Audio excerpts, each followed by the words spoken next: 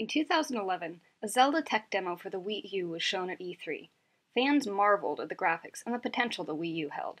The demo itself was reminiscent of Twilight Princess. With its semi-realistic graphic style, somewhat darker setting, and quite familiar boss, people speculated that it could be an HD version of the game that originally came out for the GameCube and Wii half a decade earlier. 2 years later, the first Zelda game for the Wii U was released, The Wind Waker HD. A far cry from the Twilight Princess-esque demo, Wind Waker HD was quite a success, and may actually help show that there is a high likelihood the Twilight Princess HD may be released in 2017. Let's look at the release of Zelda games since the 25th anniversary of the series in 2011. That year, we got Skyward Sword for the Wii, and Ocarina of Time 3D for the 3DS. 2 years later, in 2013, Wind Waker HD was released on the Wii U, and Link Between Worlds came out on the 3DS. In 2015, we will be getting the mysterious Zelda U at some point, and Majora's Mask 3D in spring. Hopefully we will get Twilight Princess HD in 2017, and another brand new game for a handheld, probably the new 3DS, that same year. From all this, we could see a pattern. Every odd-numbered year, we get 2 games, one for a home console and one for a handheld. One of these is a remake, and the other is a new game. Broken down, this means we get a new game on a console, a remake on a handheld, then a remake on a console, a new game on a handheld, and finally the pattern repeats with Zelda U being the new game in 2015 and Majora's Mask 3D being the remake. Following this pattern, the probability of Twilight Princess HD in 2017 is pretty high. Now, the 3D Zelda games that have yet to get remakes include the 2 DS games, Phantom Hourglass and Spirit Tracks, then the 2 console games, Twilight Princess and Skyward Sword. If the pattern stays true, our next remake will be a game that was originally released on a home console, eliminating the 2 DS games. This leaves Twilight Princess and Skyward Sword. Since Skyward Sword is still relatively new compared to the rest of the series, we could probably eliminate this as well. All that leaves is Twilight Princess, a game that came out 8 years ago. The pattern also follows the release of the games chronologically on their respective systems, adding more proof to the fact that we will likely get a Twilight Princess remake before a Skyward Sword remake. Further hints of Twilight Princess HD come from Nintendo's official US website. On the Games page, if you scroll down to Games Featuring Favorite Characters and find Link, the image of him is his Twilight Princess design. Considering we have had 5 games including remakes since Twilight Princess, this is a bit odd that Nintendo would be using such dated concept art, especially since we will be getting 2 more games in the not-so-distant future. Speaking of Nintendo's website, if you go to the official site for Twilight Princess and view the page info, you can see the last date it was modified was on October 28, 2013, long after it originally came out. This was probably done to add the image of the Nintendo Select's version of the game for the Wii, but then again, you can take this any way you want to. If you're a fan of Twilight Princess, I do recommend checking out the website, though. If you find all the Tears of Light, you get free downloads of music from the game. Pretty cool. More fun news is that Super Smash Bros. For Wii U and 3DS was recently released.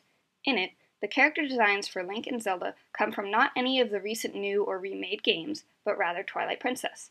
Nintendo has been using these character designs for Super Smash Bros. Versions of Link and Zelda since the previous game in the series, Brawl. The setting Elden Bridge from Twilight Princess also makes a reappearance in the Wii U version, and this time around, Midna is an assist trophy.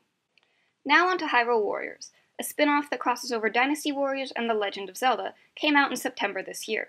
The game combines many characters, settings, and aspects of the series as a whole, focusing on Ocarina of Time, Twilight Princess, and Skyward Sword. 4 DLC packs are planned, or already released for the game. They are the Master Quest Pack, Twilight Princess Pack, Majora's Mask Pack, and Boss Pack. Focusing on the 2 packs that are themed on games, Majora's Mask is one of them, and a remake of the game will be coming out in spring. The other pack, Twilight Princess, came out at Thanksgiving. Interestingly, Skyward Sword nor Ocarina of Time will get a DLC pack for the game. This might suggest that DLC packs are to hold people over until the release of their remakes. That would explain Majora's Mask. But what about Twilight Princess? Could this be another hint that we'll get a remake? Nintendo trolled us a lot about a remake for Majora's Mask, with the mask itself being in Link's house in A Link Between Worlds, and more subtle things in the same game, such as Mother Mai going to another dimension, similar to Link ending up in Termina, and the 70-second Mai representing the 3-day cycle. There is also the journal found in the abandoned house in Lorule when playing in Hero Mode. Other than the 3-day cycle it has in it, the text itself might be reference to Link's relationship with Navi in Ocarina of Time and the early story in Majora's Mask, but that's for another time. Enough with the hints in A Link Between Worlds. Let's look at something else. How about back to Hyrule Warriors? At the Temple of Souls, Zelda says a variation of the well-known line, "You have met with a terrible fate, haven't you?" Probably the biggest hint, though, was this.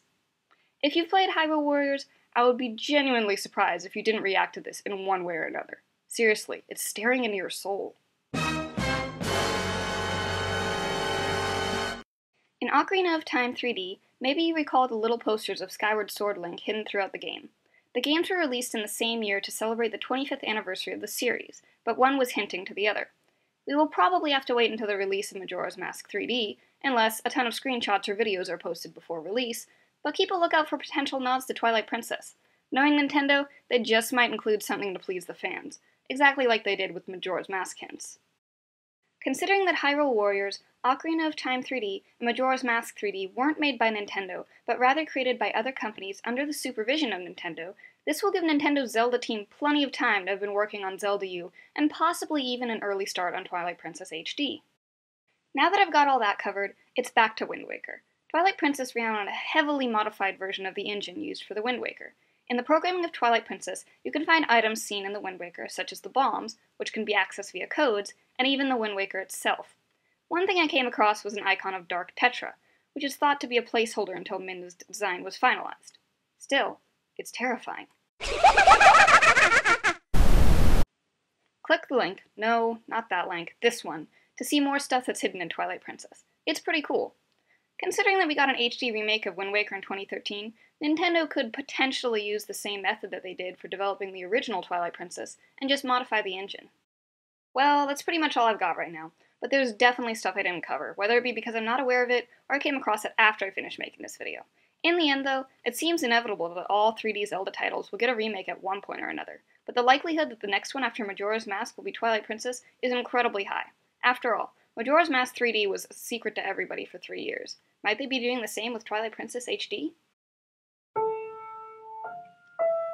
Thanks for watching! I included the links in the description in case you missed them during the video.